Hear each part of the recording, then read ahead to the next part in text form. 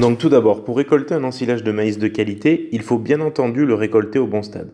Il faut savoir que l'épi représente plus de 50% du rendement, c'est donc lui qui impacte le plus la matière sèche de la plante entière. En effet, à maturité de grains identiques, on observe une différence de seulement 1 à 3 points de matière sèche en fonction de l'état hydrique de la tige et des feuilles. Pour respecter l'objectif de récolte qui est de 32% de matière sèche, il faudra bien repérer le stade apparition de la lentille vitreuse. À ce stade-là, on sera autour de 26-27% de matière sèche.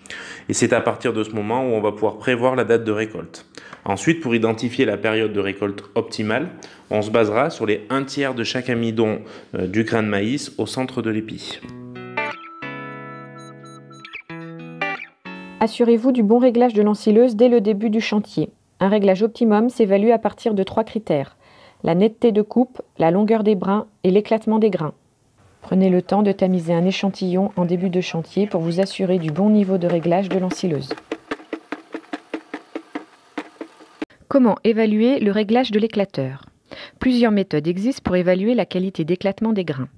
La méthode de la bassine semble une bonne approche de plein champ. Dans un seau d'eau, mettre 2 à 3 poignées d'ensilage, attendre 1 à 2 minutes, puis retirer les parties végétales qui flottent à la surface. Prélever les grains tombés au fond du seau, les étaler pour les contrôler. Si des grains sont intacts ou seulement touchés, serrez davantage l'éclateur. Attention, ce point de contrôle est à faire plusieurs fois pendant le chantier, car même bien réglé, un éclateur a tendance à s'ouvrir sous l'effet d'une vitesse excessive. Les enjeux financiers concernant la qualité d'éclatage des grains sont importants. Ne pas confondre vitesse et précipitation pendant le chantier d'ensilage.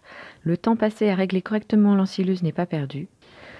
Un éclateur resserré ralentit la vitesse d'un chantier, ce qui a un coût, mais permet d'économiser sur la ration des vaches laitières. Les 3 règles d'or à suivre par le chef de chantier. Tamiser un échantillon pour évaluer la netteté de coupe et la longueur des brins. Réaliser le test à la bassine pour évaluer le niveau d'éclatement des grains. Et enfin, passer les consignes au chauffeur de l'ensileuse pour effectuer les réglages nécessaires. Il est important d'optimiser le tassage et l'étanchéité. Prenez le temps de tasser. Ce sont les personnes qui tassent qui rythment le chantier. Plusieurs critères sont importants. Idéalement, tassez 2 silos à la fois. Tassez 20 à 30 cm d'épaisseur à la fois, pas plus. Respectez un poids de tracteur de 400 kg de poids de matériel par tonne de matière sèche entrante par heure. Des outils d'aide à la décision existent pour piloter le tassage.